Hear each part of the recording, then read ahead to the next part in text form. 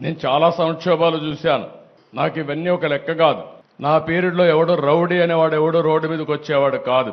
ఒకే మాట చెప్పాను, ఎవరైనా రౌడీ అనేవాడు రోడ్డు మీదకి వచ్చేదానికి వీలు లేదు, ఈ రాష్ట్రంలో ఉండడానికి వీలు లేదని చెప్పి నిర్మోహమాటంగా యాక్ట్ చేసి రౌడీయిజాన్ని, అంత మునుపంత గల్లీకి ఒక లీడర్ ఉండేవాడు, అటు తెలంగాణలో కానీ ఇటు ఆంధ్రప్రదేశ్లో కానీ ఆ 9 సంవత్సరాలు రౌడీలు లేకుండా చేశాను. రాయలసీమ మొత్తం ముఠాలు, ఒకరినొకరు కొట్టుకోరు చనిపోయేవాళ్ళు, కక్షలు పెంచుకునేవాళ్ళు, తరతరాలుగా ఆ కక్షలు కొనసాగేటివి. ఒకే మాట చెప్పాను, మా పార్టీ మీ పార్టీ అని లేదు, ఎవరైనా ఒకటే, ముఠా నాయకుడిగానే చూస్తారని ముఠాలు అణిచివేశాను. ఈరోజు రాయలసీమలో ముఠాలు లేవు. కమ్యూనల్ వైలెన్స్, మత విద్వేషాలు రెచ్చగొట్టే ఎవరైనా సరే వాళ్ళ మీద ఒక మాటలో చెప్పాలంటే కఠినంగా వ్యవహరిస్తానని వ్యవహరించా. కడాన తీవ్రవాదుల సమస్య కూడా నేను ఆ రోజు చెప్పాను. ఇది రాజకీయ, ఆర్థిక, సామాజిక సమస్య.